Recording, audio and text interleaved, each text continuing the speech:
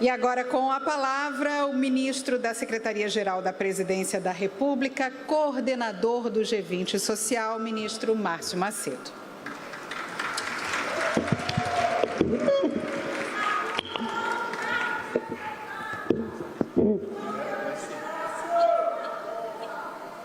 Bom dia, Rio!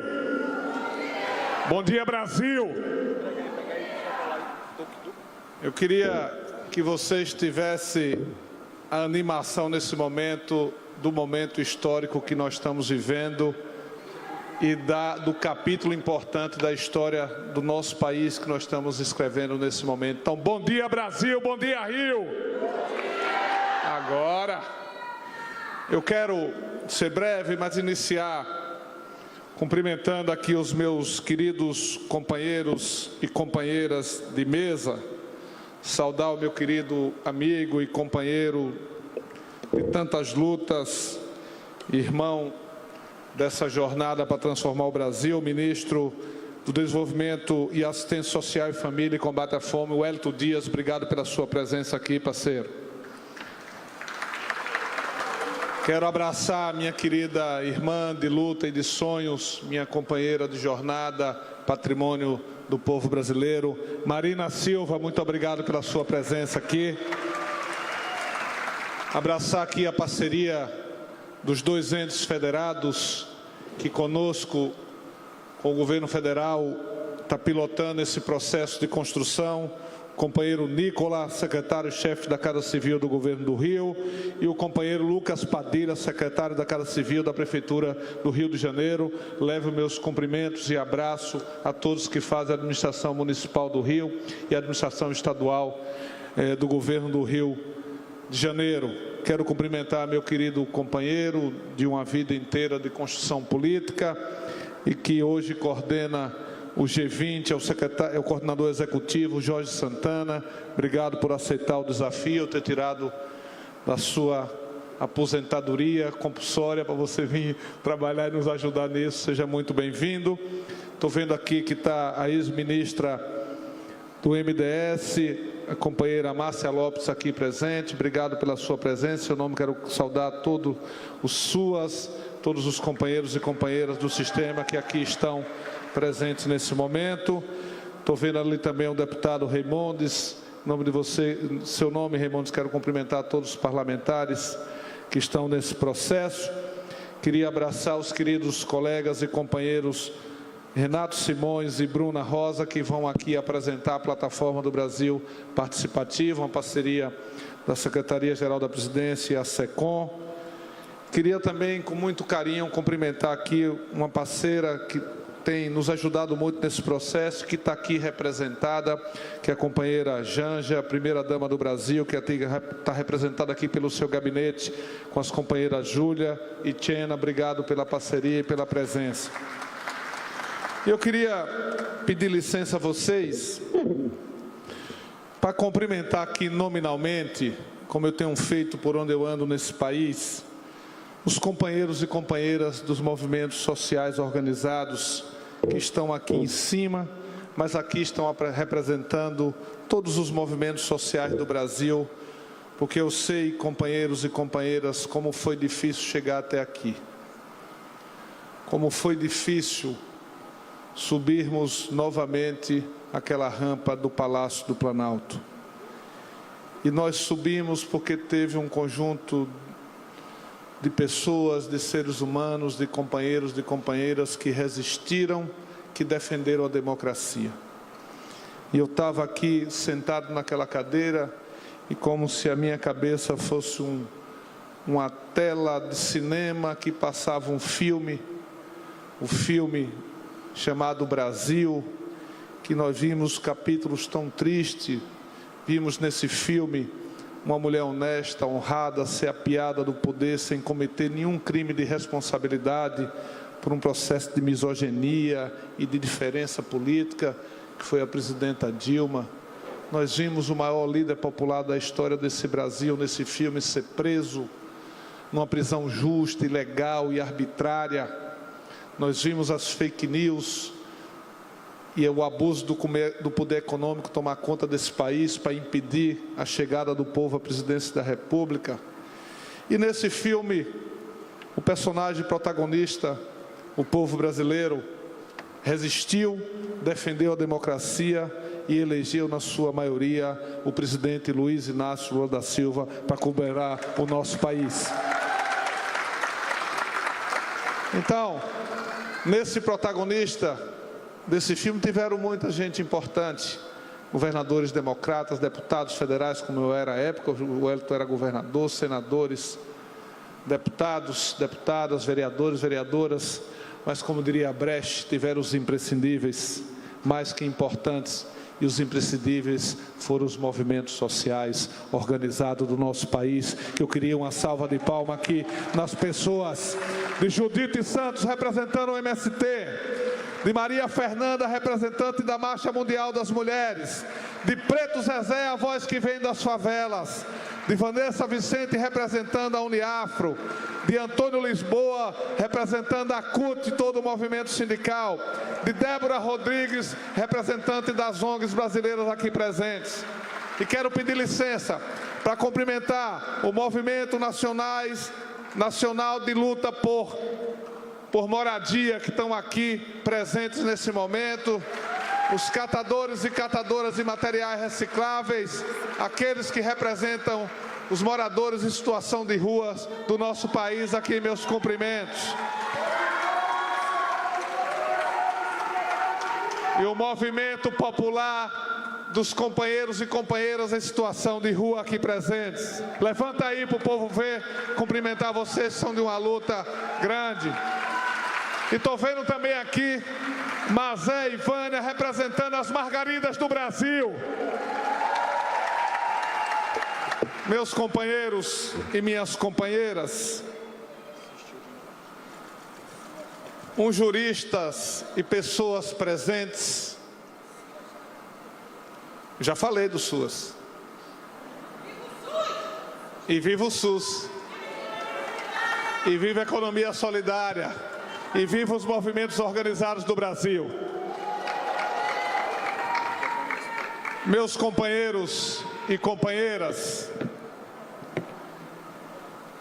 teve um jurista do início da República, um sergipano como eu, que vem de lá, chamado Fausto Cardoso, que lutou por justiça e liberdade contra a monarquia, chamado Fausto Cardoso, que disse que a liberdade se constrói na história com o cimento do tempo e com o sangue dos homens, que eu acrescento de mulheres também. E muito sangue de mulheres e de homens foram derramados nessa pátria chamada Brasil, para que nós pudéssemos chegar ao dia de hoje. E aqui hoje, nós estamos construindo um processo que, às vezes, quando a história está sendo construída, editada, a gente não tem a dimensão exata do que nós estamos fazendo.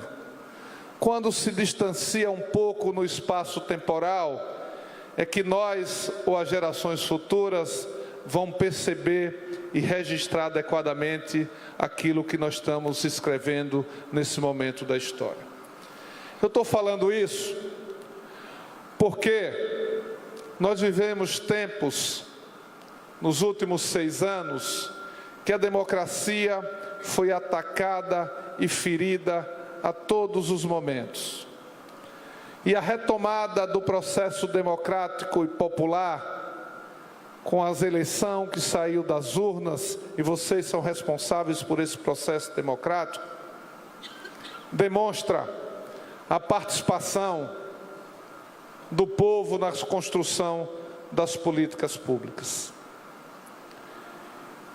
E esse momento está sendo construído a várias mãos. Eu queria dizer a vocês que a fotografia que vem na minha cabeça, sempre que fala do G20, é um retrato de homens engravatados numa sala, definindo as políticas que vão atingir as populações no mundo inteiro, e o povo a 5 quilômetros de distância, alguns representados com os cartazes fazendo manifestação. E o que nós estamos construindo nesse momento, a partir da definição política do presidente Lula, é que esse processo seja construído com a participação do povo, da sociedade civil organizada. Que a fotografia que nós queremos ao final desse processo é o povo das 20 economias mais potentes do mundo podendo entregar, documentada a sua contribuição, a sua reflexão, as suas análises, os seus desejos, as suas angústias, os seus sonhos e as suas dores, para que possa ser avaliado pelos governos no mundo inteiro.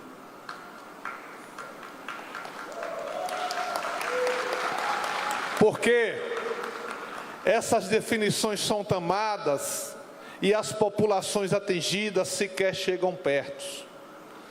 O presidente Lula, e talvez só ele hoje no mundo é capaz de tomar uma decisão como essa. Ele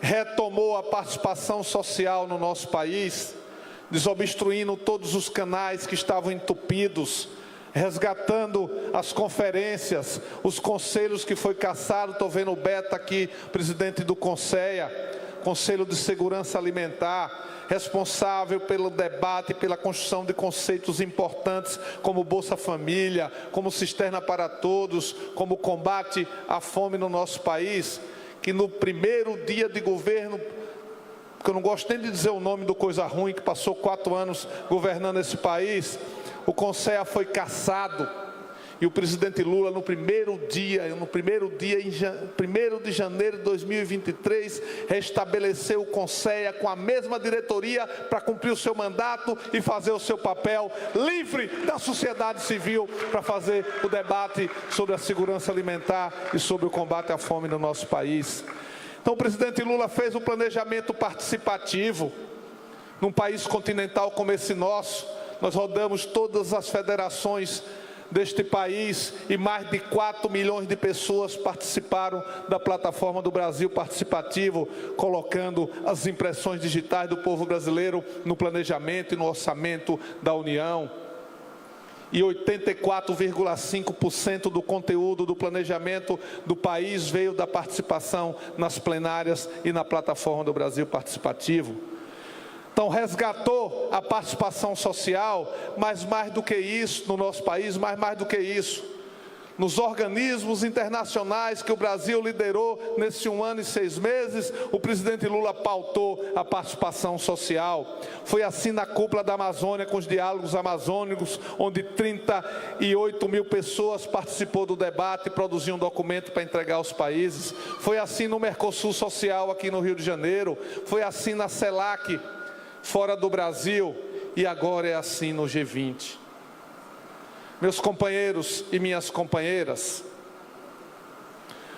nós estamos nesse momento construindo um capítulo importante da história.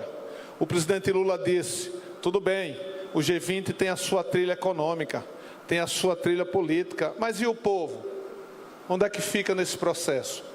E ele criou o G20 Social, que na prática é uma terceira trilha, e me deu a honra de coordenar esse processo, a alegria de poder estar construindo com vocês esse processo, liderando esse processo.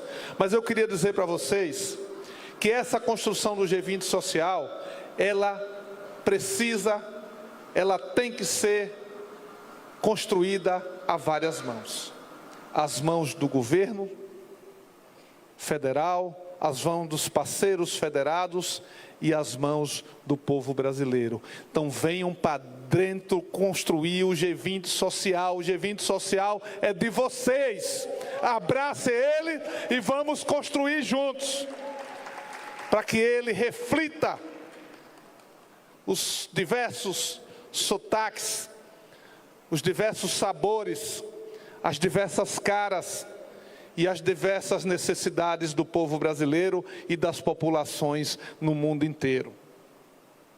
Nós temos o desafio de chegar à cúpula social nos dias 14, 15 e 16 de novembro, e vocês vão assumir o compromisso conosco de estarem aqui construindo esse processo a partir de um grande debate nacional.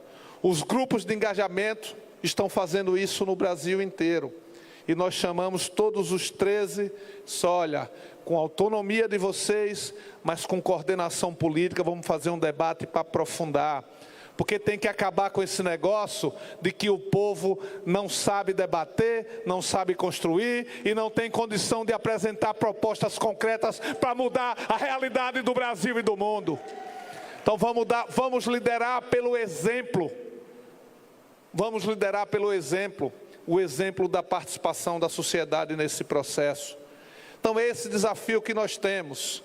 Vai ter no dia 14, um dia destinado às atividades autogestionadas, chamado Vozes, as diversas vozes do Brasil. Então se organizem, movimento do Brasil todo de forma livre, para fazer os seus debates, produzir os seus conceitos, os seus acúmulos e apresentar como documento para a cúpula social do G20.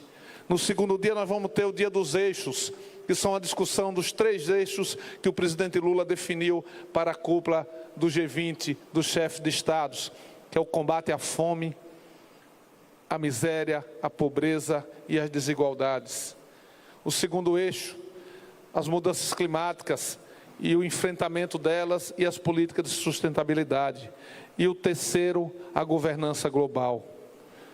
Só o Brasil é capaz de liderar esse debate sobre esses temas, porque a fome, essa chaga que assola o mundo e o nosso país, quando nós subimos aquela rampa do Palácio do Planalto com o povo, nós encontramos 33 milhões de pessoas famintas e mais 1/3 passando algum tipo de insegurança alimentar, isto é, sem ingerir uma das 3 refeições diárias.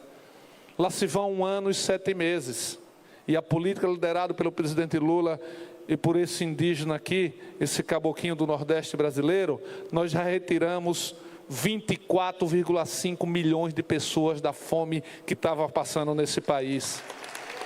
É verdade, ainda tem 8,5 milhões de brasileiros, mas o presidente Lula determinou, enquanto tiver um brasileiro ou uma brasileira passando fome, nós temos que ir atrás. Por isso que é fundamental o trabalho do Conselho que está aqui, para fiscalizar, para propor, para apresentar onde nós estamos errando, para fazer as correções de rumos e para governar conjuntamente, governo e povo. Só o Brasil tem autoridade, o presidente Lula e essa caboquinha aqui da Amazônia, dizer que quando nós chegamos, estava registrado o maior desmatamento da história, e agora, com 1 ano e 6 meses, já é o menor desmatamento da história do Brasil, que isso é compromisso com o enfrentamento das mudanças climáticas. Na governança planetária, eu estava vendo atentamente o que você estava falando aqui, esses países que compõem o Conselho de Segurança da ONU, que arbitram sobre paz, é quem faz as guerras no mundo. Isso tem que ser discutido de forma muito frontal, e só uma pessoa tem capacidade de botar isso na mesa, que é a liderança do presidente Lula hoje no mundo. O mundo está carente de líderes. O mundo está carente de líderes. Se você olhar, a China se impõe pelo império que é, não pela liderança que tem. Os Estados Unidos da mesma forma. Talvez só tenha 2 lideranças hoje reconhecidas de norte a sul do planeta, que é o Papa Francisco e Luiz Inácio Lula da Silva. Nós temos que aproveitar esse momento histórico para fazer as mudanças que o Brasil precisa fazer e para poder plantar a semente de mudança planetária.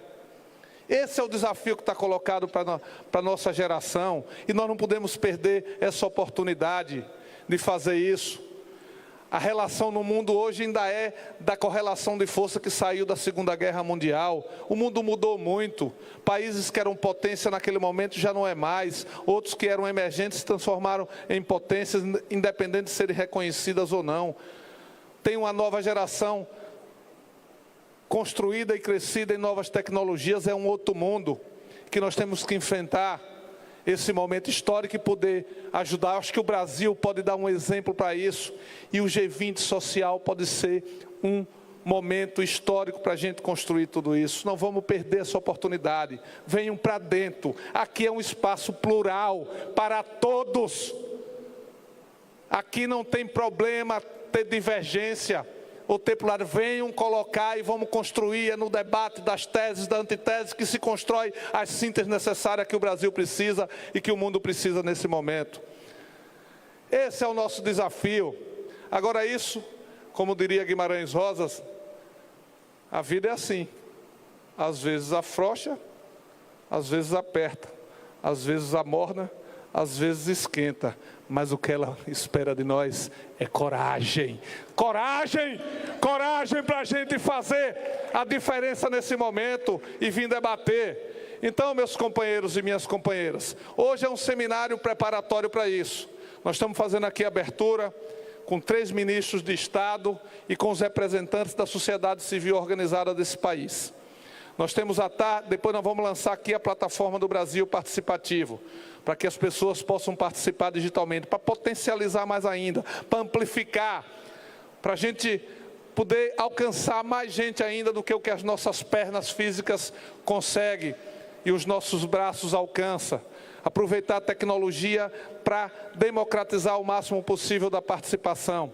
À tarde nós teremos debate aqui sobre os 3 temas. E nós temos aproximadamente 3 meses que nos separam da cúpula social.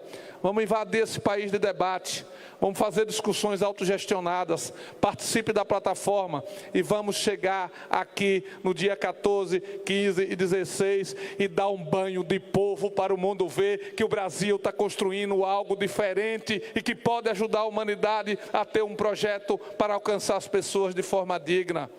Então participe desse processo, tome como seu, é nosso.